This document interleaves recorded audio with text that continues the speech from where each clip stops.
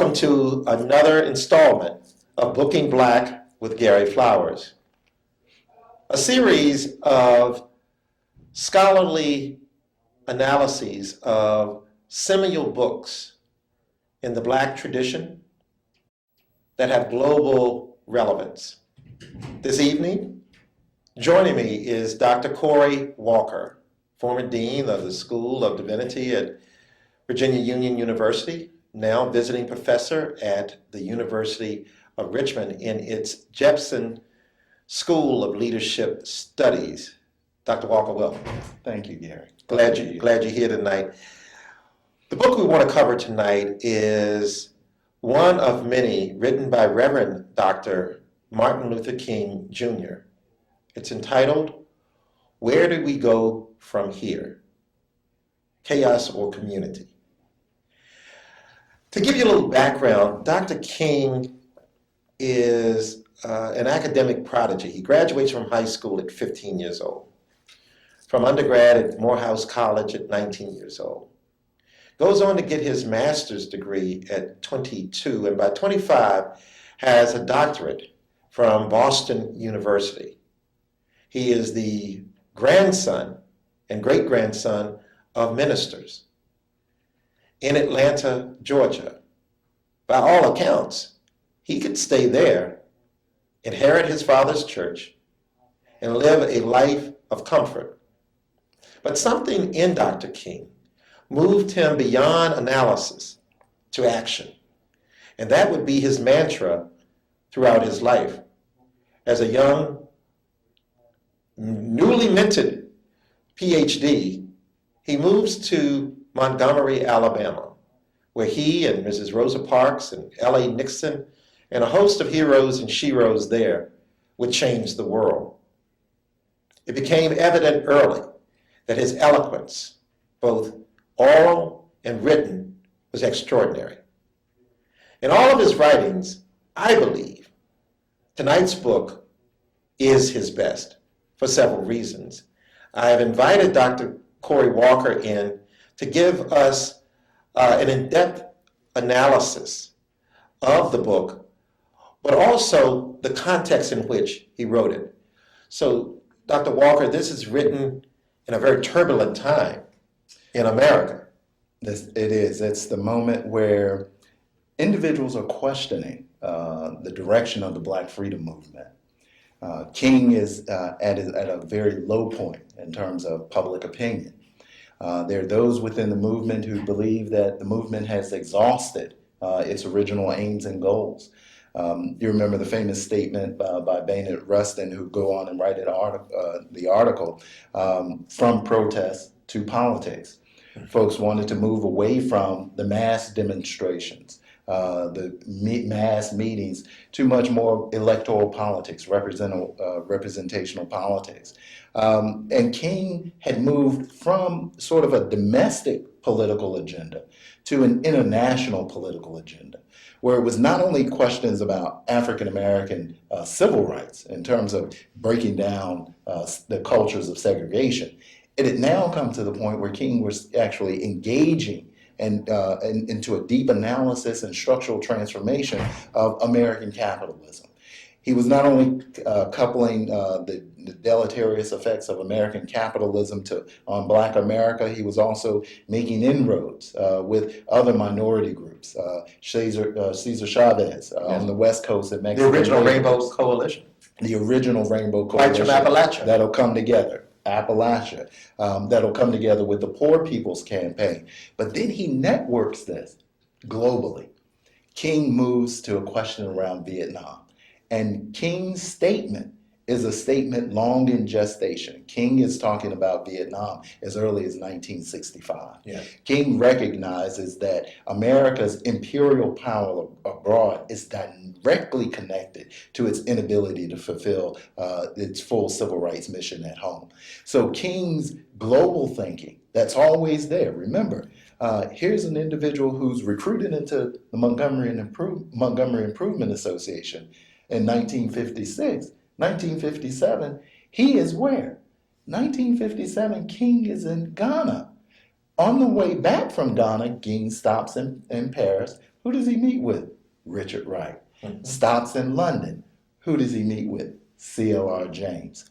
King is always already thinking in a global manner. But let's go back to Bayard Rustin's critique that we have to, the movement, has to move from protest to politics.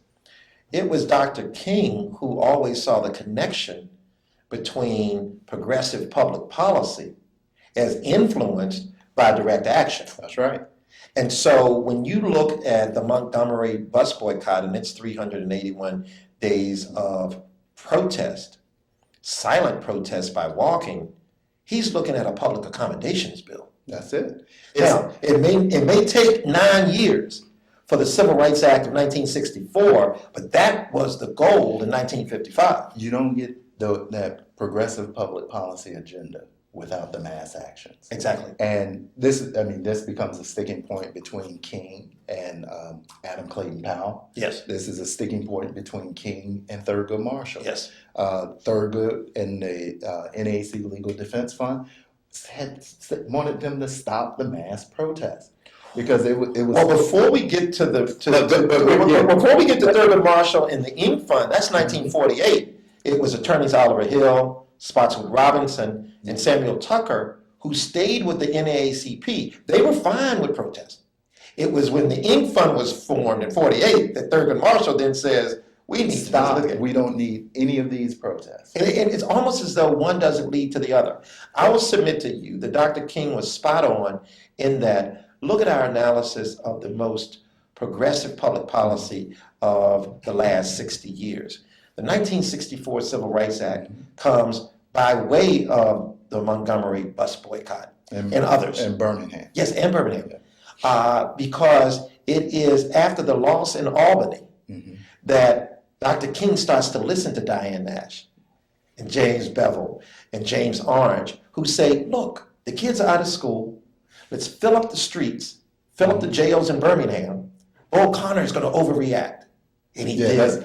And then Walter Cronkite shows that on national TV. That's Wyatt T. That's Project Yes, it T. is. Yes, it is. That's Wyatt T. Walker. Yes, it is. They came under assault for using kids. Yes. But they recognized that students from junior high and high school were already protesting. Yes. There were 8, Wyatt T. Walker identified, there were 8 colleges in and around Birmingham. So you already had young people. You also had the agitation. We talked about the Albany campaign. You also had the agitation of the Student Nonviolent Coordinating Committee. All of these people, I mean, King starts in Montgomery when he's 26. By 39, he's dead. So folks don't realize that this is, the Black freedom struggle is a young people's movement. So if I give you 63 in Birmingham, you give me the Civil Rights Act of 64. If I give you the Edmund Pettus Bridge in March of 65, I give you the Voting Rights Act. If you give me Gage Park in Chicago for fair housing, I give you, just after his death, the Fair Housing Act of 1968. And so it's always been protest to policy. So in this cauldron, Dr. King goes away once again to Jamaica. Because picks up a pen. We're having not only the Black freedom movement protests, we have moved from civil rights to Black power. Yes. This is Stokely and Willie Ricks, in Greenwood, Mississippi. The call for Black power. King understood, and this is where do we go from here in that chapter on Black power. Yeah. King understood what Black power meant.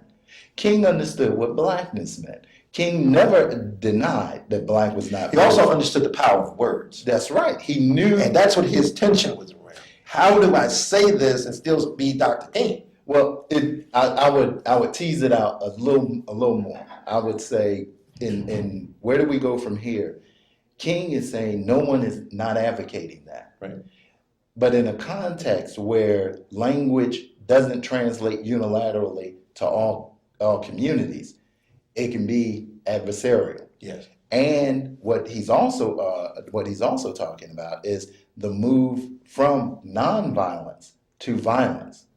And King's never against violent self-defense. he states that Right. no one's talking about self-defense. He was not a pacifist. No, the self-defense is an issue that he argued with at the NAACP convention in 1959 against Robert F. Williams. King is saying, look, I have chosen nonviolence as a way of life. There are others who look at nonviolence as a strategy or a tactic. King saw it as a capacious philosophy. It was a holistic philosophy of how he engages. He would not engage in any violence. There's the famous scene where King is being punched by this white racist, and he would not allow anyone to respond. Nonviolence for him was a way of life. He understood that everyone couldn't be nonviolent in that capacious way. He and Stokely talked about this together, right in an interview. And they're walking Before we down. get to the interview, Yeah. how about the scene in history? They're marching for Meredith at this time. Yep. The March And Against Fear. They're marching in Mississippi. This is a back road. And Dr. King is just trying to keep his pace. And there is Stokely in his ear Yes. all of the way saying, you got to say Black Power. You got to say Black Power. I mean, that's where now you see you see all these tensions around. Yes. So you got Black Power, you got SNCC splintering apart. You have SCLC trying to figure out where it goes from here. You have a And very moves to Chicago with Reverend Jesse Jackson Sr. Yep, you have a very conservative NAACP national leadership that's like, we don't know where this is going. Yes. We're trying to move back into sort of a protest mode. You have the Urban League that has always been a bit conservative, Yes. not advocating and saying King is going too far. Then you The have core. you have core. You have emerging groups coming up. You got the Black Panthers that'll take the emblem from the Albany movement, take it out to California. That Black Panther That's really is the mascot for Clark University. Yes. That then goes out to California. You have the Black Panthers emerging. You have the Revolutionary Union movement. The League of Revolutionary Black Workers erupting in Detroit. So you have Fred Hampton coming out of Chicago. With a rainbow coalition. He dies as the chairman of the Black Panther Party, but to know Fred Hampton, you knew that he had a white following that made him more dangerous than just a black leader. And he was critiquing capitalism. Yes, he was. Yes, So, he was. I mean, a deep critique. So King, in this cauldron, is trying to figure out and articulate a political philosophy in this moment. And it's not just one thing. It's not that King could continue to say, well, I just want to have this one message. Yes. He's going to have to then begin to articulate what's going on. How do we understand what's going on abroad? How do we make sense of all of these things going on at home? How do I make sense not only of the segregated South, but of the segregated North? How do I understand rural Black life and urban Black life? How do I begin to understand global Black life? How do I understand how all of these tensions are connected with oppressed peoples around the world? How do you use your moral compass in such complex times? And never to lose that. That's it. And how do I maintain integrity? Yes. And my morality in this moment? Yes. How do I hold true to those deep ideals that have gotten me here? And how do we begin to develop a political community? And King is doing all of that right in this text. He's in Jamaica. Jamaica's going through its own what's tensions. going on in Jamaica? Jamaica's going through its own Yeah, tensions yeah. right in the 60s. I mean, of course, it'll culminate in 68 with Walter Rodney, the Walter Rodney affair in 68 in Jamaica, where Rodney is expelled from the country. Yes. So you're trying to figure out, where do you find this space? And King is finding this space on the page, trying to develop a line of thinking that can then give expression to all of these different sensibilities while he's still articulating his grounded moral vision for how do you build a beloved community. Now, that idea of beloved community, King is, where do we go from here? Chaos or community? It's not just any political community. King borrows this idea of beloved community from none other than Josiah Royce, early American philosopher, one of the great metaphysicians at Harvard. So from Josiah Royce, King then actualizes this on the framework of his vision of the Black church. Mhm. So, how do we create a caring, nurturing community that supports, sustains, and advances the humanity of all people? At its best, that's what the church does. King uses the term ecclesia. King is looking at this new formation of community. How do we begin to do this? How do we develop an ethic of love in society? How do we In a understand cauldron of hate. in a cauldron of hate, animosity? Mhm. King gets tired of folks critiquing him. King is writing on Black power. Folks are misrepresenting his position, and he's straining to say, folks, no, I'm never anti-Black. I'm not, I don't want not Black pride. That's just a silly argument. But how do we begin to articulate that so it does not become a mode of supremacy that then puts us in a logic of white supremacy? Yes. So how does Blackness articulate its own axiology or its own value system? How do we begin to understand how Blackness is capacious? It connects to Cesar Chavez and the Mexican labor movement. It connects with folks in Appalachia. How does this Poor People's Campaign bring us all together? Because we understand that there's a deep poverty, not only It's a class. it's Or not as much only as culture, economy, yes. it's not, it is class, and this class dimension is global. The ways in which poor people are being treated globally. So you get all of that in this one text. And folks think that King after 65 is this absolute radical. King becomes more explicit, but you read King early. You read King's statements when he comes back from Ghana.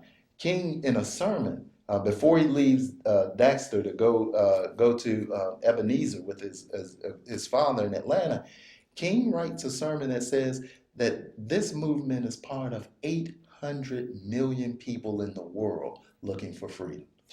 And on that note, he's born Michael King Jr. His father, reading the writings of Martin Luther in the Protestant Revolution, changes his name as Senior to Martin Luther and his son's name to Martin Luther.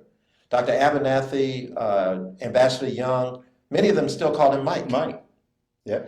And I'm raising that Or because ML. ML, Yeah. right, his brother AD. Yeah. Because if you understand that taking on and living out the name Martin Luther, then there's protest in that name itself, in the legacy of the name. And we should remind ourselves that his father was part of those National Baptist Convention meetings that there was a significant dissent from the larger Yes. National Baptist Convention, and some of the anti-Semitism coming out in terms of challenging the fascism in Europe. Yes. So there were some papers coming out through the convention that were blaming, because Jews hadn't converted to Christianity. Yes. That's why they're experiencing this, and there was a significant dissent from that. And that's line. with Daddy King. Yes, that's with Daddy King. So you already see that King is part of a longer protest culture. Not to say that King is on the front lines. King is actually baptized into this when he's at seminary, at Crozier Right. Seminary. The incident at the diner where he was on a date with a colleague from Crozier Seminary. He and the colleague were on a date with two young ladies, and then they were discriminated against in a diner, and they actually filed suit.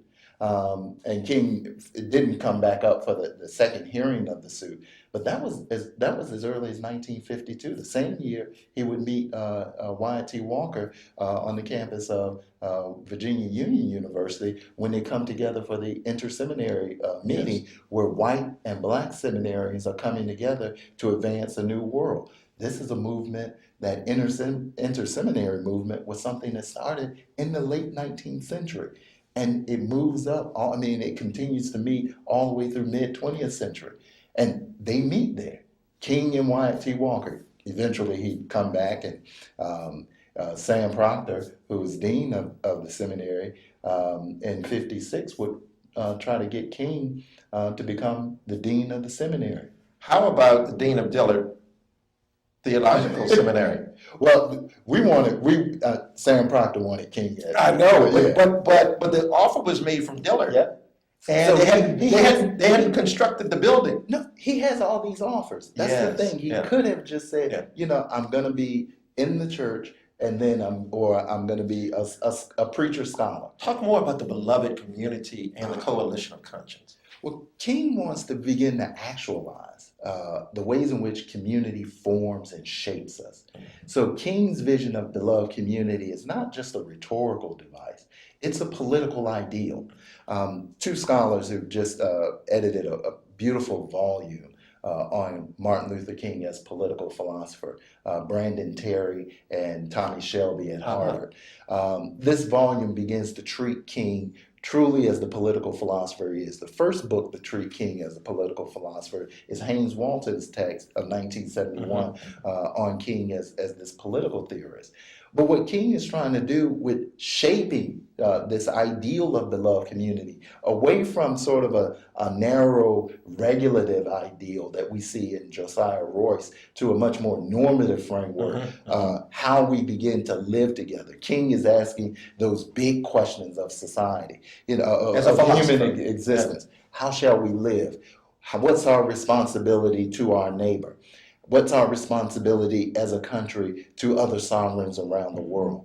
What's our responsibility to ensuring that individuals have the necessary prerequisites to exist in society? So King is connecting with the People's Budget Campaign. Yes. He writes the foreword to that, saying we need not only a living wage, you need a guaranteed income. Yes. You need a guarantee to housing, a guarantee to health care.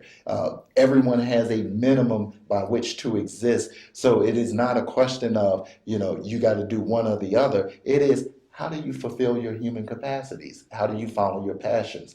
This is what we give as a society. When King says we have to move to some form of democratic socialism, that's not by accident. No. King was reading Marx in the summer of 1948 in Atlanta. He was already figuring out that the capitalist society doesn't work for all people. It is not. We could use that argument now. You can have it now. People are drawing on it. Right. And we know this. I mean, if we're still arguing for, we're not even arguing for a living income. We're still arguing in 2020 For a minimum. for a increase in the minimum wage. Not to be effective immediately. Not even to be effective immediately. How do you push that conversation?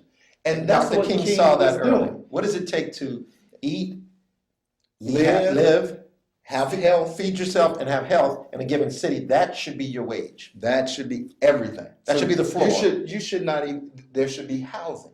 SCLC had a Wyatt T. Walker and SCLC in 1962 drew up a plan. They wanted a regional housing authority in the South to respond to the housing crisis in the South. What they saw was they had to figure out, how do we move housing, not from just subsistence, but actually how do you have folks who can thrive in their And housing sustainability. and have it be sustainable. It's not this idea that we think of as public housing as detrimental. Public housing is what we as a society do for all members of our society. It's a village concept. Everybody can live in public housing. Yes. That's what we want. I mean, when you The see White that House is plan, public housing. when folks get those subsidies, when we subsidize, our legislators to look for a housing allowance, their food allowance, their daily, that's a public subsidy. That's right. So it's not that we don't understand this. It's that what King was doing was expanding the terrain. And where do we go from here? He had to defend these ideas. He had to defend them not only from detractors or folks who are thinking there are new ways to do this. And that's what you get with the Black Power movement, with where SNCC is going. That's where you get with the Revolutionary Union movement. And that's where you get where King comes to Chicago and says, the depth that I recognized in the South, I could not recognize in the North. So In two ways. we're trying to do. One, he gets hit in the head by 1968 in Gage Park near Cicero to desegregate the western side of Chicago. But he dispatches Jesse Jackson Sr. to Chicago. Reverend Jackson, when I was on his staff, told me he presented Dr. King the first check in the amount of $35,000, all raised from Black businesses. Mm-hmm. Dr. King's economic movement in the South was limited to funeral directors, barbers, hairdressers. The idea that the economic movement would be part of this beloved community That he was, saw in Chicago. I say he saw it. He saw it a little earlier too. Yeah, Yeah, because yeah. Remember Wyatt T. Walker moved SCLC from almost $100,000 to $1 million Exactly. operation. And what they did with that, they also connected with Black businesses globally, I mean nationally. But they also realized something, that the power within Black communities pulled together Yes. with a viable plan of what that power is designed to do. Now that you don't have to have the bank for bail. Remember, Yes. most of what SCLC funding was doing, the fundraising that King was doing for SCLC was fundraising because we had to get folks had to get out of jail. When SNCC got in trouble, they could go to SCLC to get some funds. But those funds were drying up. King is the most effective fundraiser when folks didn't want to hear about Vietnam. Yes. When he gave that April 4th, 1967 speech at Riverside Church, Yes. most major Black leaders came out against it. Yes. And it was 1 year to the day He was when he was assassinated. And I think when And he folks, called the United States, my country, America, is the greatest purveyor of violence on the planet. What we see and where do we go from here is a text where here's this protein thinker, this keen activist and a man of deep faith, flawed but faithful, trying to figure out how do we build the love community in light of all that we know and in light of all of the antagonism. And doing so beyond analysis. Yeah. He spoke often of the paralysis of analysis, and that with his PhD and his other 3 degrees, he could have just analyzed America, but he took his analysis and he parlayed it into practice toward the beloved community from a public policy perspective. He did that, but he never forgave. This is where we can really do a great service to the text, is that these texts provide us with a way in which people are thinking in action. Yes. This text provides us with a way in which King, we may think of as purely this orator, but King is sitting back reflecting. And the ability to reflect on those actions, not only on the successes, but also the failures, the challenges, and the obstacles, then provides a better understanding of this complex terrain. And potential collaborators. That's right. Folks can enter into the conversation. The coalition of conscience. That's it. But thank you, Dr. Walker. Once again, you've experienced Booking Black with Gary Flowers. This evening's guest, Dr. Corey Walker, visiting professor at the Jepson School of Leadership Studies at the University of Richmond, former dean of the Samuel DeWitt School of Theology at Virginia Union University. We thank you. Continue to read. Please pull a book close to you and analyze it beyond its pages. Good evening.